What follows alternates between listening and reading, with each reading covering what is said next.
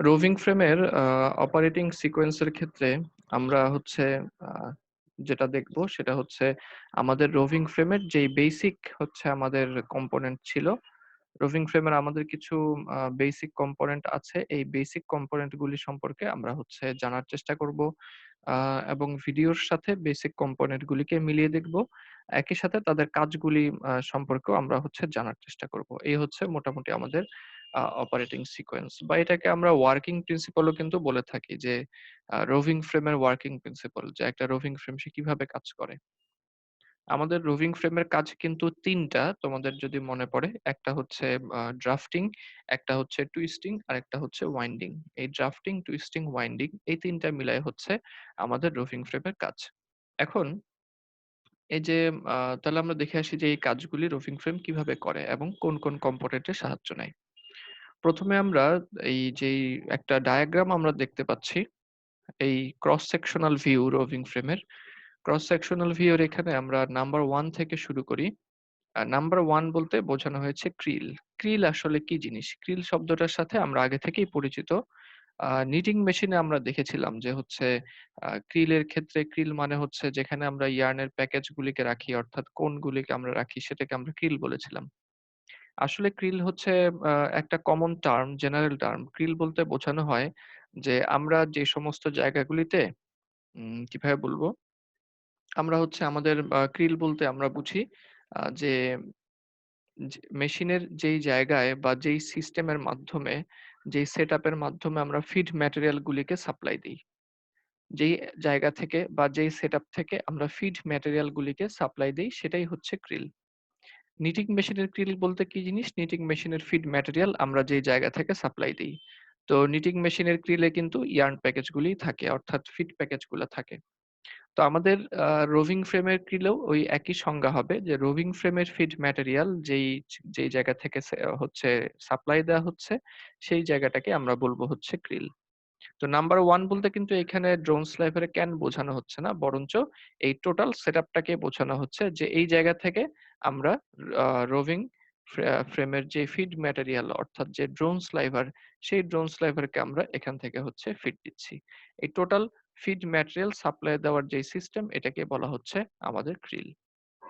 তো ক্রিলের পরেই স্লাইভার গুলি যখন ড্রোন স্লাইভার ক্যান থেকে বের হয়ে আসবে তখন এখানে ছোট কিছু রোলার দেখা যাচ্ছে, গোল চিহ্নিত কিছু রোলার দেখা যাচ্ছে।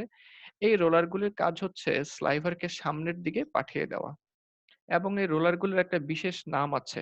এই রোলার গুলি হচ্ছে ট্রান্সপোর্ট রোলার অর্থাৎ তারা স্লাইভারের সম্মুখ পরিবহনে এই স্লাইভার গুলি হচ্ছে স্লাইভার গুলি সম্মুখ পরিবহনের জন্য কাজে দিবে এবং এই স্লাইভার গুলি কিন্তু স্থির না বরঞ্চ এই স্লাইভার গুলি হচ্ছে মোটর ড্রিভেন। অর্থাৎ এই স্লাইভার গুলি হচ্ছে মোটর চালিত স্লাইভার। তো মোটর চালিত স্লাইভার হলে কি সুবিধা? যে এই মোটর চালিত রোলার হলে কি সুবিধা? সুবিধা হচ্ছে এই রোলার গুলি স্থির থাকবে না, তারা নিজেরাও ঘুরবে। কিরকম সেটা আমরা একটু ভিডিও থেকে দেখে আসি।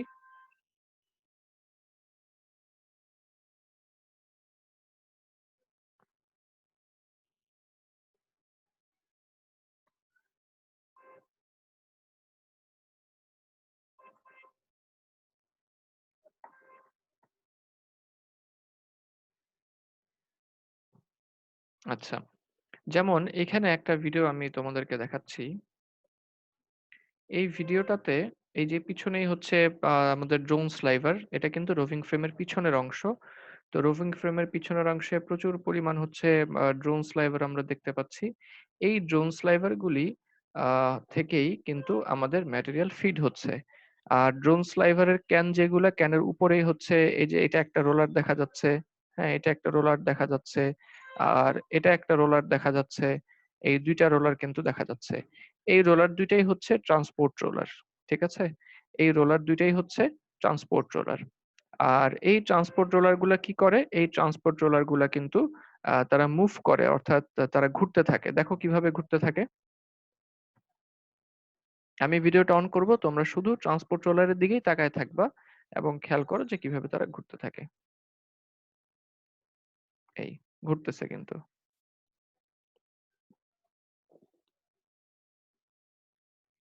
অর্থাৎ ট্রান্সপোর্ট রোলার গুলিকে আমরা এই জন্যই মোটর ড্রিভেন বললাম যে এই ট্রান্সপোর্ট রোলার গুলো তাদের নিজেদের জায়গায় স্থির থাকে না, বরং তারা হচ্ছে ঘুরতে থাকে।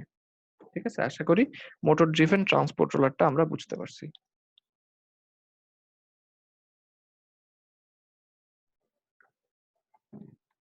তো মোটর ড্রিভেন ট্রান্সপোর্ট রোলারের পরে মোটর ড্রিভেন ট্রান্সপোর্ট রোলার গুলি স্লাইভার গুলিকে সামনের দিকে পাঠিয়ে দেয়। কোথায় পাঠায়? নাম্বার 3 তে আমরা দেখতে পাচ্ছি যে এখানে ড্রাফটিং অ্যারেঞ্জমেন্ট আছে। এই যে এখানে ড্রাফটিং অ্যারেঞ্জমেন্ট আছে এই জায়গায়। ড্রাফটিং অ্যারেঞ্জমেন্ট আমাদের কি জন্য লাগবে বা হচ্ছে ড্রাফট আসলে কাকে বলে? আমি মনে করিয়ে দেই, ড্রাফট হচ্ছে, আমরা বলেছিলাম ড্রাফট বলতে আমরা বুঝি আ মাস পার ইউনিট লেংথ এর রিডাকশন। অর্থাৎ একটা মাস পার ইউনিট লেংথ এর রিডাকশন, অর্থাৎ মাস পার ইউনিট লেংথ বেশি এমন একটা ম্যাটেরিয়ালকে কম মাস পার ইউনিট লেংথ এর বানিয়ে ফেলা। সোজা বাংলায় বলতে আমরা বলতে পারি যে মোটা ম্যাটেরিয়ালকে চিকন করে ফেলা, থিক ম্যাটেরিয়ালকে থিন করে ফেলা। এটা হচ্ছে ড্রাফটের কাজ। যেহেতু রোভিং ফ্রেমে আমার একটা অন্যতম বড় কাজ কিন্তু হচ্ছে স্লাইভারটাকে রোভিং এ কনভার্ট করতে হবে। তো অবশ্যই আমাকে কিন্তু ড্রাফটিং অ্যারেঞ্জমেন্ট এর ব্যবহার করতেই হবে যদি আমরা স্লাইভারকে রোভিং এ কনভার্ট করতে চাই। তো মোটর ড্রিভেন ট্রান্সপোর্ট রোলার থেকে স্লাইভার বের হয়েই তারা চলে যাবে হচ্ছে ড্রাফটিং জোনের ভিতরে। এখন আমরা ড্রাফটিং জোনকে দেখি যে ড্রাফটিং জোন কোথায়। এই ভিডিওটাকে আমরা আরেকটু দেখতে থাকি।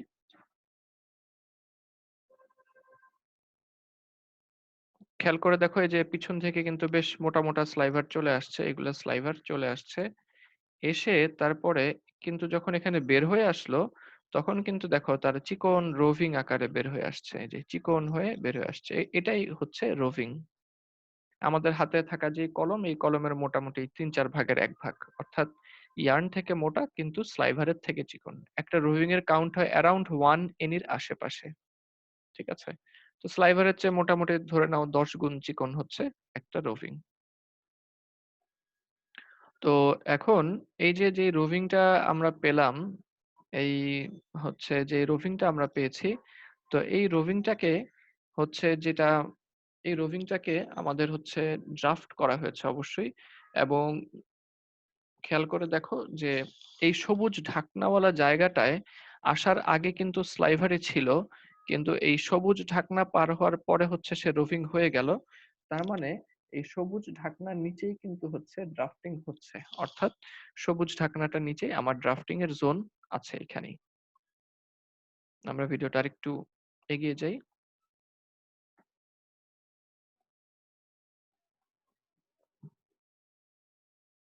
এই তো রোভিং গুলিকে এর পরবর্তীতে পেঁচানো হচ্ছে। পেঁচানো হচ্ছে কোথায়?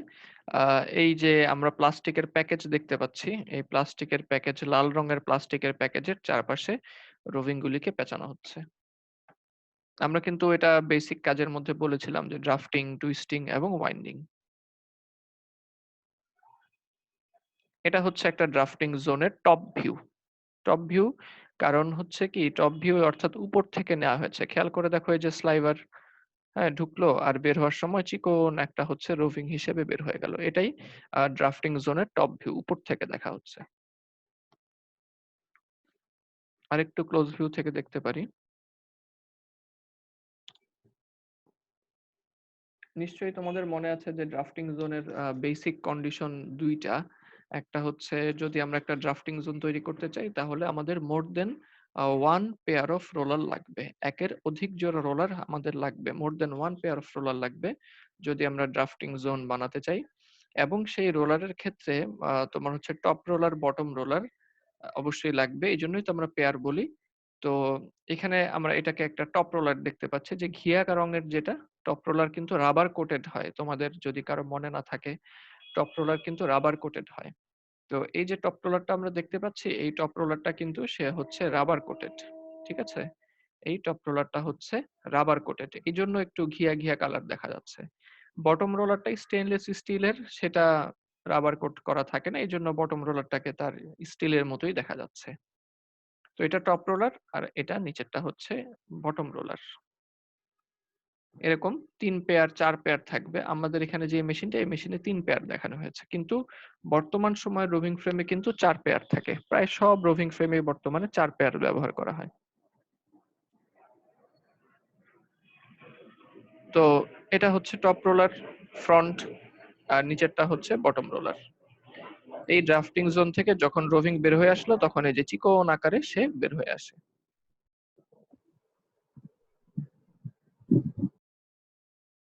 এই বের হয়ে আসলো, বাস। এটা হচ্ছে আমাদের মোটামুটি আমরা ড্রাফটিং জোন সম্পর্কে একটা আইডিয়া নিলাম। তো নাম্বার 3 দিয়ে হচ্ছে এই ড্রাফটিং জোনটাকে বোঝানো হয়েছে।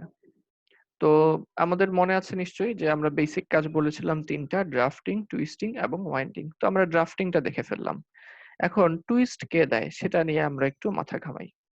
আবারও ভিডিওতে আমরা ফিরে যাই। টুইস্ট কে দেয়?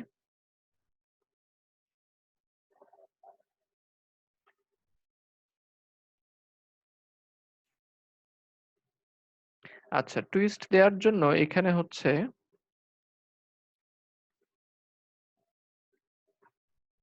আচ্ছা, টুইস্ট দেওয়ার জন্য এখানে একটা কম্পোনেন্টকে আমি দেখাবো এখন, যেটা এখন দেখা যাচ্ছে।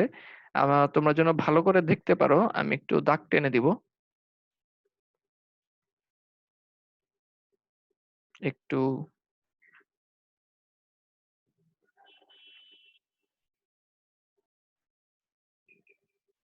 মোটা করে। এই যে এটা দেখা যাচ্ছে কি? এই যে এখানে যে কম্পোনেন্ট দেখাচ্ছি, এইটা বা এটা দিয়ে যদি বোঝা না যায়, এটা খেয়াল করো। এই যে এদিক থেকে আমি যে কম্পোনেন্টটা ফলো করতেছি, আমার কালিটাকে ফলো করো। এই যে এটা, এবার বোঝা গেছে এই কম্পোনেন্টটা কোনটাকে বোঝাচ্ছি? এটা একটা টুইস্টিং এলিমেন্ট, এটাও একটা, এদিক দিয়ে যেটা দেখানো হয়েছে, এটাও একটা টুইস্টিং এলিমেন্ট। এই টুইস্টিং এলিমেন্টের নাম হচ্ছে ফ্লায়ার, FLYER। এই টুইস্টিং এলিমেন্টের নাম হচ্ছে ফ্লায়ার। তো এই ফ্লায়ারের কাজই হচ্ছে টুইস্ট দেয়া। তো ফ্লায়ার কিভাবে টুইস্ট দেয় সেটা নিয়ে আমরা কথা বলবো। তো আগে আমরা হচ্ছে ফ্লায়ারটাকে চিনে নিলাম, যে এই ফ্লায়ারটার এরকম দেখতে, তার 2টা পা থাকে। এখন আমরা একটা ফ্লায়ারের ডায়াগ্রামে চলে যাই আর ফ্লায়ারটাকে বোঝার চেষ্টা করি।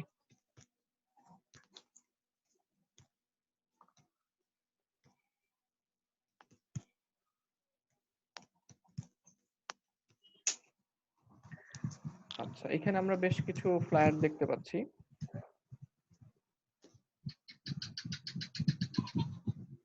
এখানে এখানে বেশ অনেকগুলি ফ্লায়ার আঁকা আছে, যেমন বাম দিকে একটা ফ্লায়ার আঁকা, মাঝখানে 2টা ফ্লায়ার আঁকা। এই যে ফ্লায়ারের হচ্ছে 2টা লেগ থাকে দুই পাশে। আমরা অবশ্য ডান দিকের যেই অ্যানিমেটেড ডায়াগ্রামটা ছিল এটার দিকে আমরা হচ্ছে একটু নজর দিব।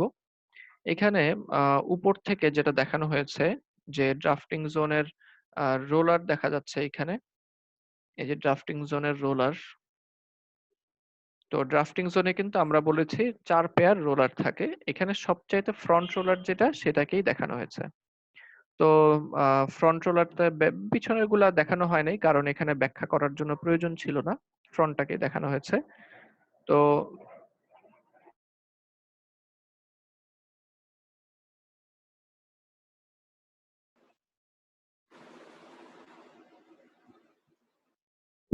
স্যার আপনি মিউট হয়ে গিয়েছেন।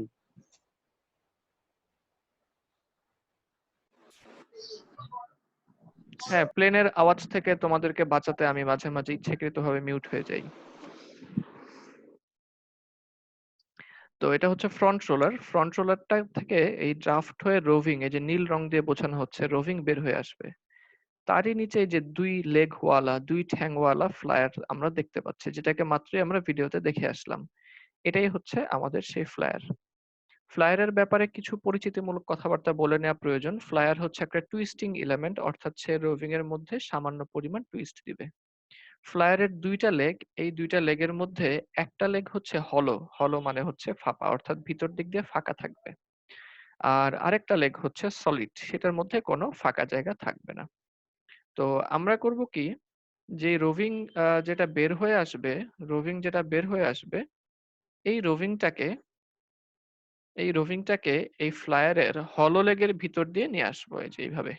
এখানে দেখানো আছে, তারপর আমি আবারও দেখাচ্ছি। হলো লেগের ভিতর দিয়ে নিয়ে এসে এই নিচ দিয়ে বের করব। বের করার পরে আমরা নিশ্চয়ই খেয়াল করেছি প্রত্যেকটা হলো লেগের সাথেই একটা হাত আছে, হাতের মতো। এই যেমন এই ডায়াগ্রামটাতে এখানে একটা হাত আছে, হলুদ রঙের হাত। এই ডায়াগ্রামে হচ্ছে যে এখানে একটা হাত আছে, এখানে একটা হাত আছে। আবার এই ডায়াগ্রামেও কিন্তু একটা হাত আঁকা আছে। এই হাত যেটা সেটাকে বলা হয় pressure arm. PRES PRE double S ER pressure ARM arm. Arm মানে হচ্ছে বাহু আমরা জানি। প্রেসার আর্ম মানে হচ্ছে যে বাহুটা সবসময় প্যাকেজকে চাপ দিয়ে রাখে। এখানে কিন্তু হচ্ছে এই প্রেসার আর্মটা যেটা ছিল, প্রেসার আর্ম কিন্তু হচ্ছে এই রোভিং ববিন যেটা, এই রোভিং ববিনকে সবসময় হচ্ছে চাপ দিয়ে রাখে। তো এখন এখানে আমরা যেই রোভিংটাকে হলো লেগের ভিতর দিয়ে নিয়ে এসেছিলাম, ফ্লায়ারের হলো লেগের হচ্ছে ভিতর দিয়ে আমরা যেটাকে নিয়ে এসেছিলাম, ফ্লায়ারের হলো লেগের ভিতর দিয়ে যাকে নিয়ে এসেছিলাম, খেয়াল করে দেখো এইবার, সেই রোভিংটাকে বের করে এই প্রেসার আর্মের উপর দিয়ে পেঁচানো হয়। আমি যেভাবে আঁকছি ঠিক সেভাবেই পেঁচানো হয়। এভাবে পেঁচিয়ে তারপরে বের করে এই পরে হচ্ছে প্যাকেজের গায়ে আটকে দেওয়া হয়। ১ম বার ম্যানুয়ালি। অধিকাংশ মেশিনেই এই কাজটাকে ম্যানুয়ালি করতে হবে। কিছু, কিছু মেশিন আছে যেখানে হচ্ছে এই কাজটা অটোমেশনের মাধ্যমে হয়। মানে রোভিংটাকে পরানোর কাজ না, কিন্তু রোভিংটাকে হচ্ছে আ প্যাকেজের গায়ে আটকে দেওয়ার কাজটা অটোমেশনের মাধ্যমে হয়। কিন্তু সব মেশিনেই ১ম বার ম্যানুয়ালি তোমাকে হলো লেগের ভিতর দিয়ে নিয়ে আসতে হবে। এই কাজটা প্রত্যেক মেশিনে ম্যানুয়ালি করতে হবে। তো এরপরে কি হবে? তার মানে আমরা কিন্তু এই যে রোভিংটাকে হলো লেগের ভিতর দিয়ে লুকিয়ে তারপরে এই প্রেসার আর্মের উপর দিয়ে পেঁচিয়ে প্যাকেজের গায়ে পেঁচিয়ে দিলাম। এরপরে যখন ফ্লায়ার ঘুরবে এবং ববিন ঘুরবে তখন হচ্ছে ওয়াইন্ডিং হয়ে যেতে থাকবে। এখন আমাদের মাথায় প্রশ্ন আসতে পারে যে রোভিংটাকে কেন আমরা হলো লেগের ভিতর দিয়ে নিয়ে আসলাম? কিংবা হলোলেগের আসলে প্রয়োজন কি ছিল? হলোলেগের প্রয়োজন হচ্ছে এই যে আমরা যে ফ্লায়ারটাকে দেখতে পাচ্ছি, আ এই ফ্লায়ারটা কিন্তু তোমার হচ্ছে বেশ ভালো গতিতেই সে ঘুরে থাকে। যেমন হচ্ছে মনে করো ১০০০ আরপিএম, ১২০০ আরপিএম, ১৫০০ আরপিএম এইরকম স্পিডে এই ফ্লায়ারটা হচ্ছে ঘুরতে থাকে। তো ফ্লায়ার যখন এই বিশাল গতিতে ঘুরতে থাকে তার চারপাশে কিন্তু একটা বেশ বড় ধরনের বেশ বড় ধরনের একটা এয়ার কারেন্ট তৈরি হয়।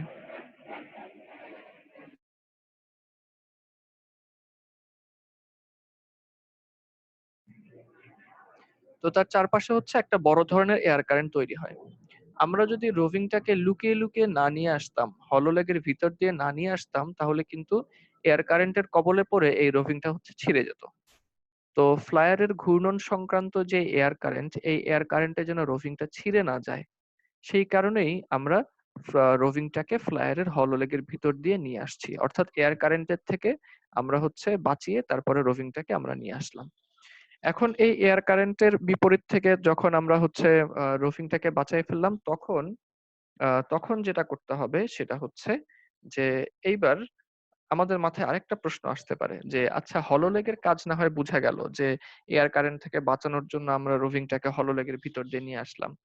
তাহলে সলিড লেগের আসলে ভূমিকা কি? সলিড লেগের ভূমিকা কিন্তু বিশেষ কিছু না। সেটা হচ্ছে যেহেতু এটা একটা ঘূর্ণায়মান কম্পোনেন্ট ফ্লায়ারটা, তো এই সলিড লেগের কাজ হচ্ছে একমাত্র সাপোর্ট দিয়ে যাওয়া ব্যালেন্সিং এর জন্য। ঠিক আছে?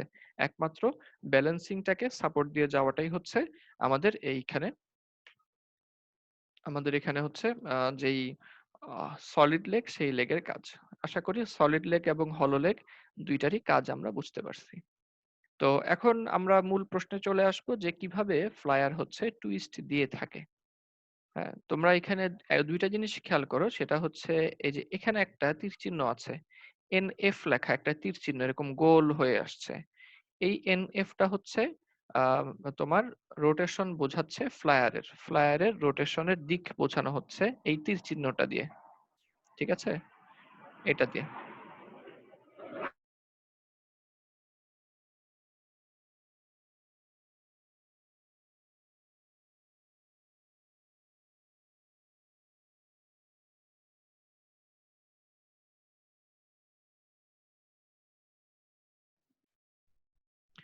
তো এনএফ দিয়ে আসলে মূলত ফ্লায়ারের আরপিএম, কিন্তু তীর চিহ্ন দিয়ে বোঝানো হচ্ছে ফ্লায়ারের রোটেশনের ডিরেকশন। আর আরেকটা যেটা সেটা হচ্ছে এনবি। এনবি এনবি দিয়ে এনবির যেই অ্যারোটা এই অ্যারোটা দিয়ে বোঝানো হচ্ছে ববিনের রোটেশনের ডিরেকশন। অর্থাৎ যে ববিন, এই ববিনও কিন্তু ঘুরে, ফ্লায়ারও ঘুরে এবং হচ্ছে ববিনও ঘুরে। তো এখন ফ্লায়ার কিভাবে আসলে টুইস্ট দিবে সেটা নিয়ে আমরা একটু কথা বলি। ফ্লায়ার টুইস্ট দেয় কিভাবে এটা বোঝার জন্য আগে একটা জিনিস খেয়াল করতে হবে যে যেই রোভিংটাকে ফ্লায়ার হচ্ছে টুইস্ট দিচ্ছে, খেয়াল করে দেখো এই রোভিংটা কিন্তু ২ প্রান্তে আটকানো। অর্থাৎ এই রোভিংটা কিন্তু মোটেও ফ্রি না। এই রোভিংটা কিন্তু হচ্ছে আটকানো। কিভাবে আটকানো? আ এই যে উপরের প্রান্তটা হচ্ছে ড্রাফটিং রোলারের সাথে আটকানো। ঠিক আছে?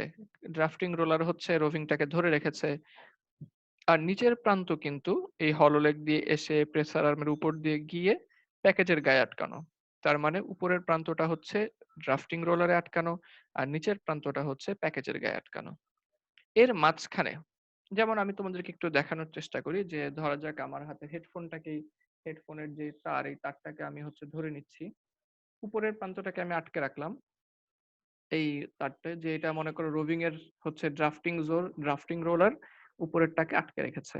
আর নিচের প্রান্তটাকেও আমি আটকে রাখলাম। আমি মাউস দিয়ে চাপা দিয়ে রাখি। ধরে নাও নিচের প্রান্তটা হচ্ছে প্যাকেজের গায়ে আটকানো। তাহলে এই যে মাঝপথে যেই আমি রোভিংটা পাচ্ছি,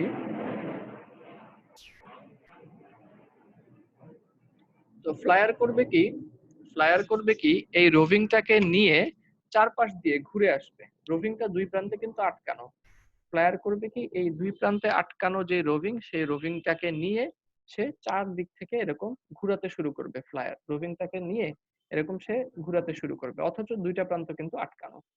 যেহেতু ২ টা প্রান্ত আটকানো এবং মাঝপথে রোভিংটাকে ফ্লায়ার ঘুরিয়ে নিচ্ছে বারবার, সেহেতু ফ্লায়ারের প্রত্যেকটা রোটেশন এই রোভিং এর মধ্যে একেকটা করে টুইস্ট তৈরি করবে। ঠিক আছে? আমি আবারও কথাটা বলি। রোভিং যেটা আমরা দেখলাম, রোভিং এর ২ টা প্রান্তই আটকানো। এক প্রান্ত হচ্ছে উপরের ড্রাফটিং রোলারের সাথে, আরেক প্রান্ত হচ্ছে তার নিচের যেটা ছিল যে রোভিং ববিন, সেই রোভিং ববিনের সাথে কিন্তু আটকানো। তো এই যে আটকানো এই অবস্থায় হচ্ছে যখন ২ প্রান্ত আটকানো অবস্থায় যখন হচ্ছে আ আ ফ্লায়ারটা তাকে নিয়ে ঘুরায় আসবে, ফ্লায়ারটা করবে কি? এই রোভিংটাকে নিয়ে চারপাশ থেকে ঘুরায় দিবে। চারপাশ থেকে যখন সে তাকে ঘুরানো শুরু করলো তখনই ফ্লায়ারের একেকটা রোটেশন কিন্তু তার মধ্যে একেকটা টুইস্ট তৈরি করবে।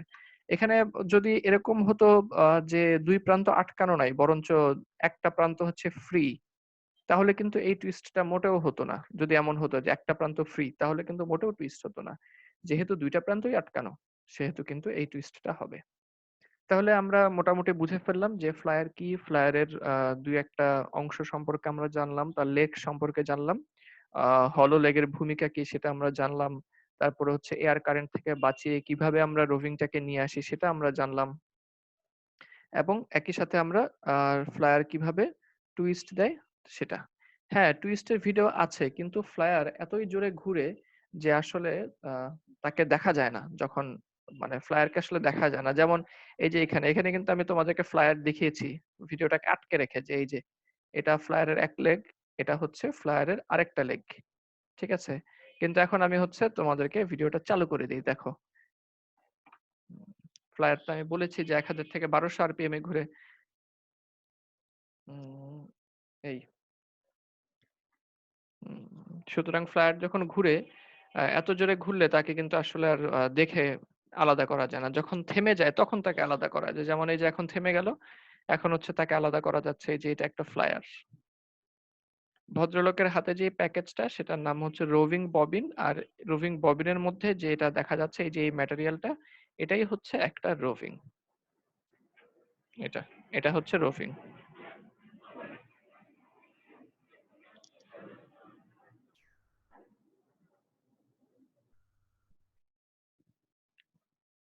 তাহলে আমরা হচ্ছে দেখে ফেললাম ফ্লায়ার। ফ্লায়ার হচ্ছে এই যে নাম্বার 6 দিয়ে ফ্লায়ার দেখানো হচ্ছে। নাম্বার 6। এখন খেয়াল করে দেখো ফ্লায়ারকে কিন্তু ২ টা দেখানো হয়েছে। আর 6 এর ভিতরে যেটা নাম্বার 8 এটা হচ্ছে রোভিং ববিন। এটা নিশ্চয়ই বোঝা যাচ্ছে অনায়াসেই। রোভিং ববিন 8 দিয়ে বোঝানো হয়েছে রোভিং ববিন। কিন্তু খেয়াল করে দেখো আরেকটা প্রশ্ন আমাদের মাথায় এখন আসতে পারে যে ফ্লায়ার ২ টাকে কেন আঁকা হলো এবং রোভিং ববিন কেন ২ টা করে আঁকা হলো? হ্যাঁ? এটা একটা প্রশ্ন আমাদের মাথায় চলে আসতে পারে। আমরা এটার উত্তর হচ্ছে যখন আমরা মেশিনের একটা ভিডিও দেখি, যেমন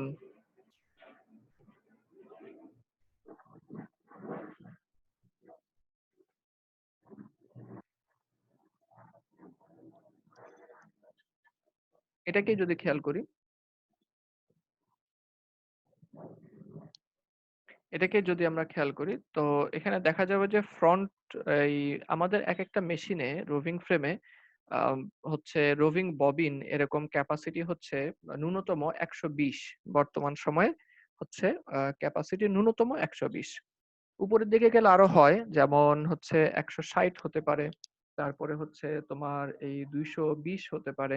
এরকম কম বেশি হতে পারে। কিন্তু ন্যূনতম হচ্ছে ১২০ এবং ১২০ টাই হচ্ছে কমন।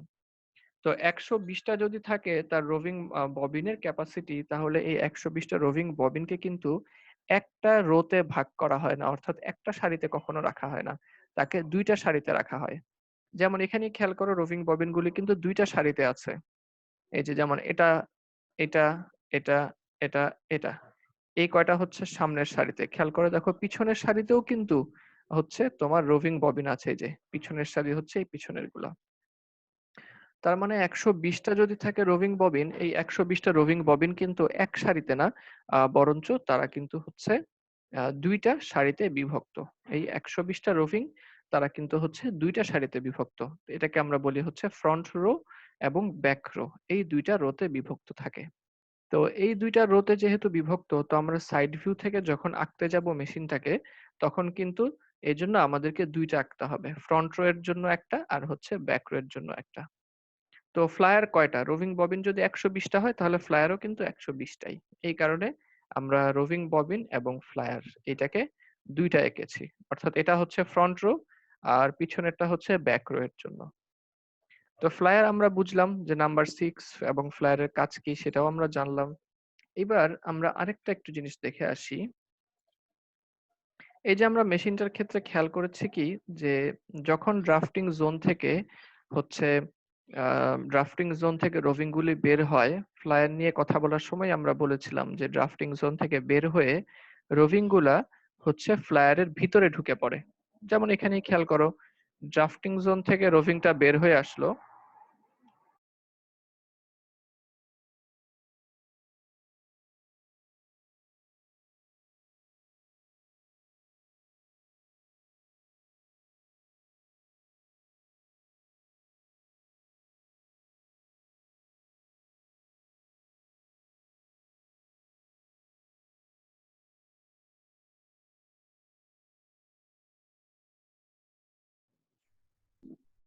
ড্রাফটিং জোন থেকে যখন হচ্ছে রোভিংটা বের হয়ে আসলো, তখন কিন্তু এই রোভিংটা হচ্ছে ফ্লায়ারের ভিতরে ঢুকে পড়ে। তো ফ্লায়ারের ভিতরে হচ্ছে যখন ঢুকে পড়ে, তো তার মানে এই যে রোভিংটা ড্রাফটিং জোন থেকে বের হয়ে এসে অদৃশ্য হয়ে গেল, সে কোথায় গেল? উত্তর হচ্ছে সে ফ্লায়ারের ভিতরে ঢুকে পড়ল। এই পিছনের গুলা যেখানে ছোট্ট করে চলে যাচ্ছে এটা হচ্ছে ব্যাক রো এর জন্য। আর ফ্রন্ট রো এর ফ্লায়ারটা যেহেতু আরো সামনে, এইজন্য ফ্রন্ট রো এর জন্য রোভিংটাকে অনেক লম্বা একটা দূরত্ব পাড়ি দিতে হচ্ছে। তো এইটুকু এই যে দূরত্ব রোভিংটা ড্রাফটিং জোন থেকে শুরু করে ফ্লায়ার,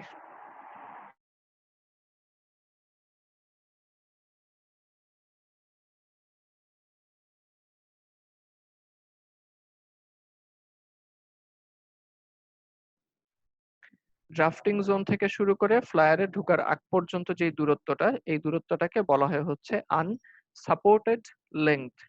অর্থাৎ যেই লেংথের, অর্থাৎ রোভিং এর যে লেংথ টুকুতে সাপোর্ট দেওয়ার মতো কেউ নাই। ড্রাফটিং জোন থেকে শুরু করে এই ফ্লায়ারের ভিতরে ঢোকার আগ পর্যন্ত যে লেংথ টুকু পাওয়া যায় রোভিং এর, এই লেংথ টুকুকেই বলা হচ্ছে আনসাপোর্টেড লেংথ। এটাকে আমাদের স্লাইডে নাম্বার 5 দিয়ে দেখানো হচ্ছে। এই যে ড্রাফটিং জোন থেকে শুরু করে ফ্লায়ারে ঢোকার আগ পর্যন্ত যেই দূরত্বটা, এই দূরত্বটাকে বলা হয় হচ্ছে আনসাপোর্টেড লেংথ। আচ্ছা, আনসাপোর্টেড লেংথটা আমরা হচ্ছে বুঝে ফেললাম। এবং এরপরে ফ্লায়ার তো আমরা আগেই বলেছি। নাম্বার 8, নাম্বার 8 হচ্ছে রোভিং ববিন। তো রোভিং ববিনটাও আমরা দেখে ফেলেছি। এখন আমরা একটু আগেই যখন আমরা কথা বলেছি ফ্লায়ার নিয়ে, তখনই আমরা কিন্তু বলেছিলাম যে এই যে এই রোভিং ববিন, রোভিং ববিনকেও কিন্তু ঘুরতে হবে। ওয়াইন্ডিং করার জন্য, ম্যাটেরিয়ালটাকে রিসিভ করার জন্য ফ্লায়ার ঘুরে, ঘুরে যেই ম্যাটেরিয়ালটাকে টুইস্ট দিয়ে পাঠাচ্ছে সেটাকে রিসিভ করার জন্য ববিনকেও ঘুরতে হবে। এবং এখানে উল্লেখযোগ্য যে ববিনের গতিটা কিন্তু ফ্লায়ারের চাইতে কিছুটা বেশি হতে হবে। কারণ খুব বেশি হলে আবার ছিঁড়ে যাবে। কিছুটা বেশি হতে হবে। আ যদি কম হয় ববিনের গতি ফ্লায়ারের চাইতে তাহলে হবে কি ফ্লায়ার তোমার হচ্ছে ডেলিভারি দিচ্ছে বেশি কিন্তু ববিন নিচ্ছে কম। এরকম ঘটনা যদি ঘটে তাহলে কিন্তু ফ্লায়ার এবং ববিনের মধ্যে রোভিং জমে যাবে এবং রোভিং কিন্তু তখন তার মধ্যে টেনশন কমে যাবে, সে হচ্ছে ঢিলা হয়ে যাবে। তো এই টেনশন কম রেখে রোভিংটাকে ঢিলা রেখে আমি যদি ববিনের চারপাশে রোভিংটাকে পেঁচাই তাহলে কিন্তু রোভিংটা আকৃতিতে বড় হয়ে যাবে এবং প্যাকেজটাও কিন্তু মোটেও কম্প্যাক্ট হবে না।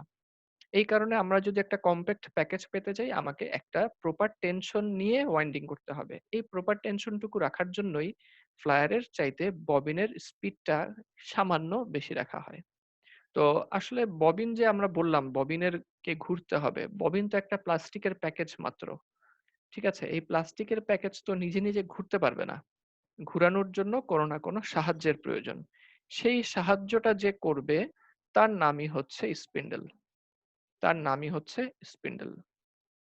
তো স্পিন্ডল যেমন ধরো যে যেখানে আমরা একটা ডায়াগ্রাম তোমাদেরকে দেখাচ্ছি। এটা তো হচ্ছে আচ্ছা আগেরটা তো আমরা দেখব যে ডায়াগ্রাম ছিলাম ওখানেও দেখা যাবে। এই, এই তো এটা হচ্ছে রোভিং ববিন। ঠিক আছে? এটা হচ্ছে রোভিং ববিন। এই রোভিং ববিনের নিচে কিন্তু একটা লাঠি দেখা যাচ্ছে। এই যে লাঠি। এই রোভিং ববিনের নিচে যেই লাঠিটাকে দেখা যাচ্ছে এই লাঠিটাই হচ্ছে স্পিন্ডল। একটা স্পিন্ডল যেই কাজ করে সেটা হচ্ছে স্পিন্ডলের উপরেই আমরা রোভিং ববিনটাকে বসাবো। এই স্পিন্ডলের উপরেই আমরা রোভিং ববিনটাকে বসায় দিব।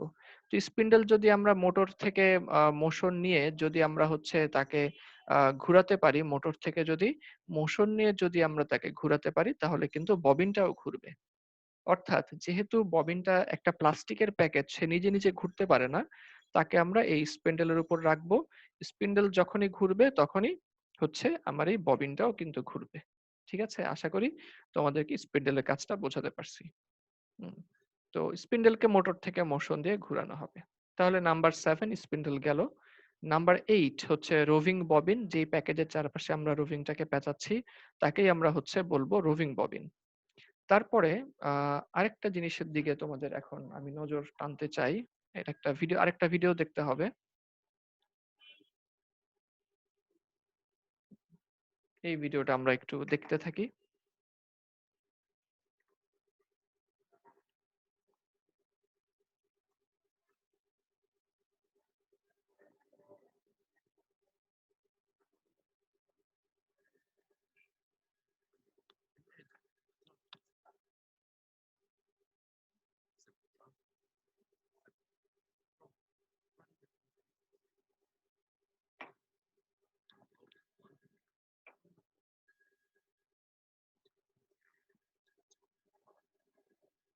এখানেও কিন্তু ফ্লায়ার ঘুরছে কিন্তু ঘূর্ণনের গতি এত বেশি যে তাকে দেখা যাচ্ছে না।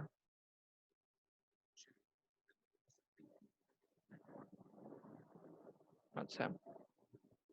এখন আমরা যদি চাই খেয়াল করে দেখো যে আহ, প্যাকেজও ঘুরে এবং হচ্ছে আমরা যে ফ্লায়ার দেখতে পাচ্ছি ফ্লায়ারও কিন্তু ঘুরছে এই অবস্থায় এবং একই সাথে আমরা যদি চাই যে রোভিং ববিনের উপর থেকে শুরু করে নিচ পর্যন্ত আমরা রোভিংকে পেঁচিয়ে রাখবো যেমন এখানে খেয়াল করো এই যে উপর থেকে শুরু করে নিচ পর্যন্ত আমরা রোভিংকে হচ্ছে পেঁচিয়ে রাখবো উপর থেকে শুরু করে নিচ পর্যন্ত আমরা রোভিংকে পেঁচাতে চাই তাহলে কিন্তু অবশ্যই আমাকে ফ্লায়ার অথবা প্যাকেজ রোভিং ববিন কাউকে না কাউকে উপরে নিচে উঠাতে এবং নামাতে হবে নয়তো পুরো প্যাকেজের মধ্যে রোভিংকে পেঁচানো সম্ভব না। আমাদের মেশিনের বর্তমান সেটআপ হচ্ছে যে আমরা ফ্লায়ারকে তার নিজের জায়গায় স্থির রাখি। আমরা ফ্লায়ারকে তার নিজের জায়গায় স্থির রাখি। যদি ফ্লায়ারকে তার নিজের জায়গায় স্থির রাখি তাহলে হচ্ছে উঠানামা করাবো কাকে? উঠানামা করাবো হচ্ছে রোভিং ববিনকে উঠানামা করাবো। আবারও আমরা পুরান হচ্ছে প্রশ্নে চলে আসলাম। রোভিং ববিন তো একটা প্লাস্টিকের প্যাকেজ মাত্র। সে নিজে, নিজে কিভাবে উপরে উঠবে এবং নিচে নামবে? আমরা একটা কম্পোনেন্টের হেল্প নিবো। সেটাই তোমাদেরকে এখন দেখাচ্ছি। এই যে যেইখানে আমরা যেই সিনে এসে আটকে দিলাম ভিডিওটা, আমি তোমাদেরকে একটা কম্পোনেন্ট দেখাই।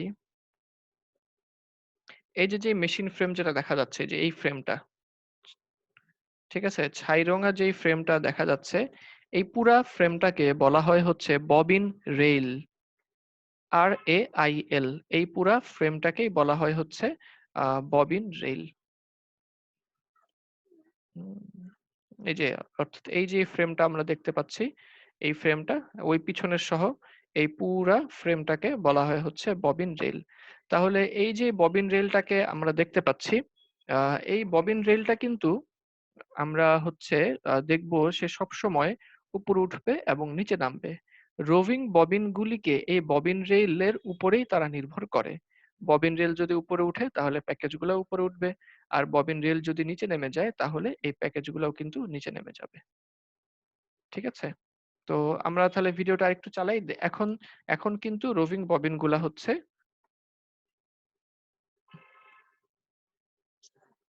তারা নিচে নামছে, একটু পরেই উপরে ওঠা শুরু করবে।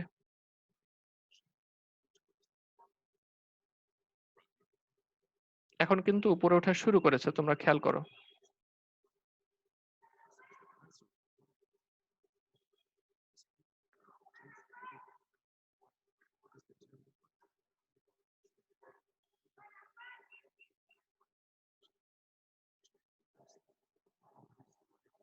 দেখেছো, অনেকখানি কিন্তু উপরে উঠে গেল।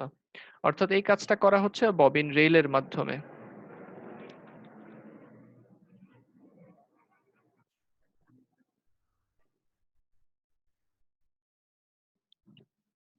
আমাদের নাম্বার 9 দিয়ে আমরা হচ্ছে সেই ববিন রেলটাকে বুঝতে পারি। এই যে এটা নাম্বার 9, নাম্বার 9 দিয়ে আমরা এই ববিন রেলটাকে দেখানো হচ্ছে।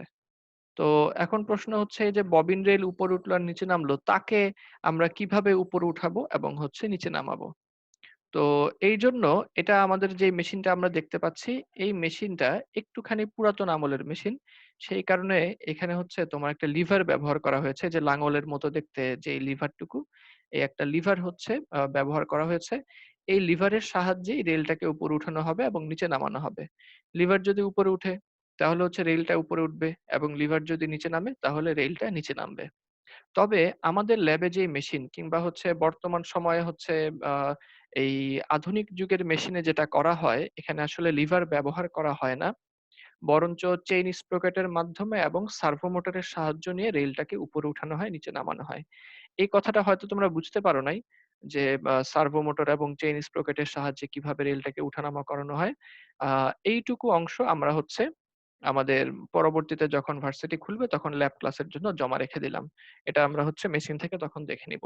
তো আপাতত পরীক্ষার প্রস্তুতির জন্য আপাতত এইটুকু মাথায় থাকুক, যে পুরান মেশিনে সার্ভো মোটর তো ছিল না, তারা হচ্ছে এই লিভারটাকে ব্যবহার করত। এই লিভার উপরে উঠলে রেল উপরে উঠতো, এবং এই লিভার নিচে নামলে রেল নিচে নামতো। আপাতত হচ্ছে এইটুকুই মাথায় থাকুক। পরবর্তীতে আমরা যখন ল্যাব ক্লাসে যাব তখন হচ্ছে আমরা এটা আরেকটু জেনে নিব আরকি। তো মোটামুটি এই কতটুকুই। এখন হচ্ছে তোমাদের কাছ থেকে প্রশ্ন নেয়ার পালা। এখন তোমরা হচ্ছে প্রশ্ন করো, যে কোনটা বুঝোনি বা কোনটা নিয়ে আবার একটু কথা বললে ভালো হয়।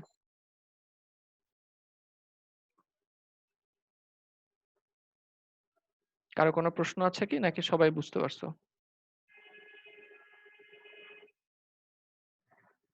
স্যার বুঝতে পারছি স্যার সবকিছুই প্রায়। আচ্ছা, ঠিক আছে। আর কারো স্যার কোনো প্রশ্ন? প্রেজেন্টটা দিতে পারি নাই। প্রেজেন্ট এখনো নেই তো? স্যার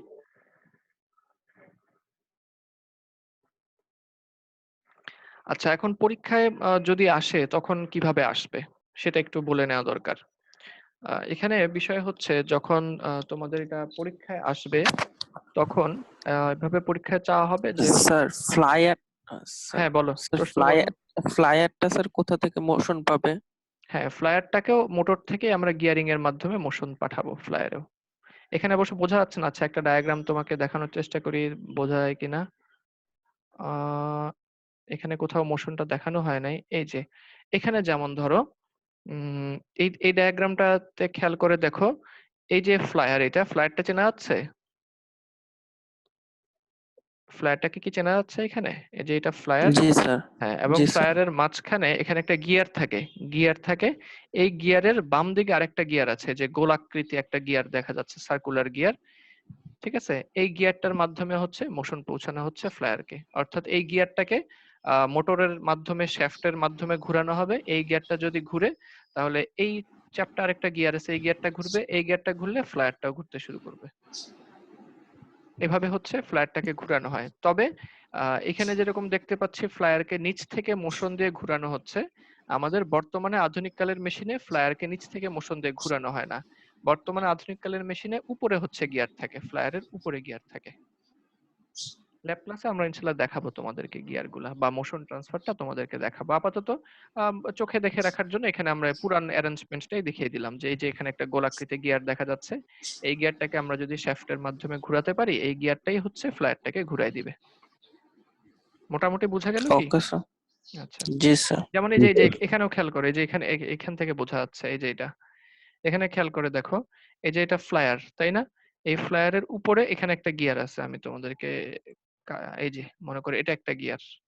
এই এই যে এটা একটা গিয়ার, ডান দিকে ফ্লায়ারের এটা একটা গিয়ার। হ্যাঁ, এবং এই সার্কুলারটা যেটা দেখা যাচ্ছে এটাও একটা গিয়ার। তো এই সার্কুলার গিয়ারটাকে যদি আমি শ্যাফটের মাধ্যমে ঘুরাই, মনে করো মোটর ঘুরতেছে, মোটর ঘুরলে শ্যাফট ঘুরে, তাহলে সেই শ্যাফট ঘুরলে এই গোল যে গিয়ারটা, এই গোল গিয়ারটা ঘুরবে। এই গোল গিয়ারটা যদি ঘুরে, তাহলে টিথ ইন্টারমেশ হওয়ার কারণে ডান দিকের ফ্ল্যাটটাও ঘুরবে, বাম দিকের ফ্ল্যাটটাও ঘুরবে। এবার মনে হয় আগের চাইতে ভালো বোঝা গেছে। কিংবা এই এই ছবিটাতে খেয়াল জি করো, স্যার। এই যে এই ছবিটাতেও খেয়াল করো, এই ছবিটাতে নিচ থেকে মোশন দেওয়া হচ্ছে। এই যে একটা লাঠি দেখা যাচ্ছে কি, এই যে লাঠিটা, এটাই হচ্ছে শ্যাফট। এই শ্যাফট এই শ্যাফটের উপর একটা গোলাকার গিয়ার বসানো, খেয়াল করতেছো? অর্থাৎ মোটর থেকে যদি আমি এই শ্যাফট, মোটর যদি চালু করি, তাহলে এই শ্যাফটটা ঘুরবে। এই শ্যাফট ঘুরলে এই যে বৃত্তাকার গিয়ার ছিল, বৃত্তাকার গিয়ারটা ঘুরতে শুরু করবে। এই বৃত্তাকার গিয়ারটা ঘুরতে শুরু করলে আমাদের এই চ্যাপ্টা গিয়ারটা ঘুরতে শুরু করবে, যে এটা এই গিয়ারটা ঘুরবে। আর এই গিয়ারটা ঘুরলে আমার যে ফ্লায়ার, এই টোটাল ফ্লায়ারটা ঘুরবে। মোটামুটি এইভাবেই ট্রান্সফার করা হয়। মোটামুটি বোঝা গেছে এবার? জি স্যার। আচ্ছা, আর কারো কোনো প্রশ্ন আছে?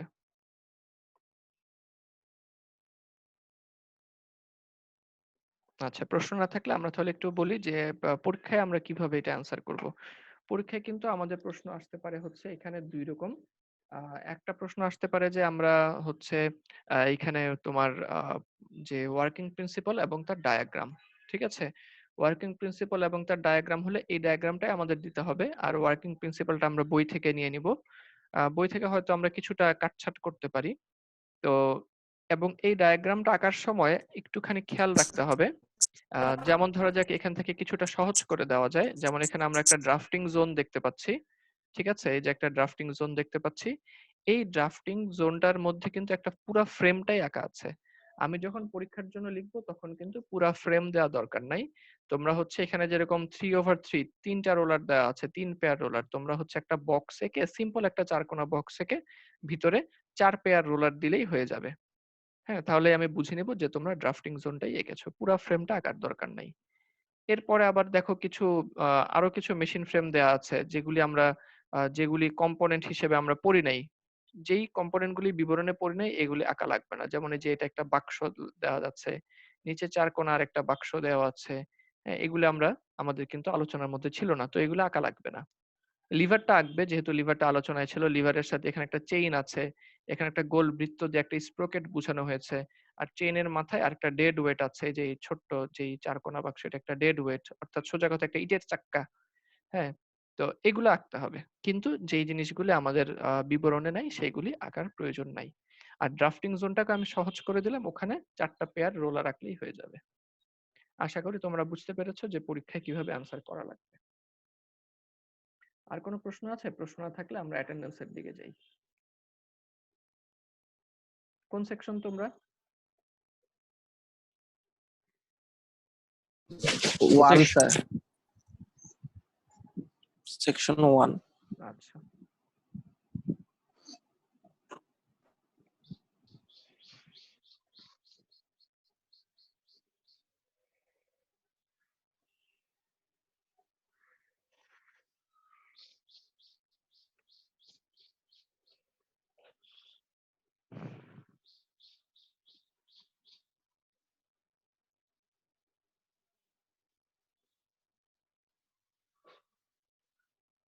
section 1.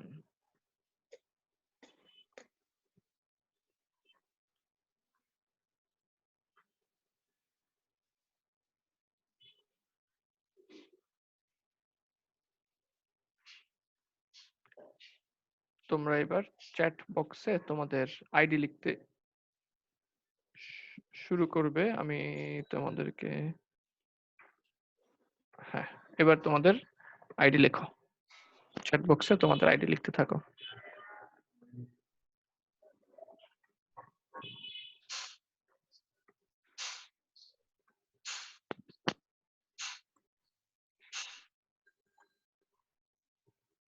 আর কোনো প্রশ্ন থাকলে প্রশ্ন করতে পারো।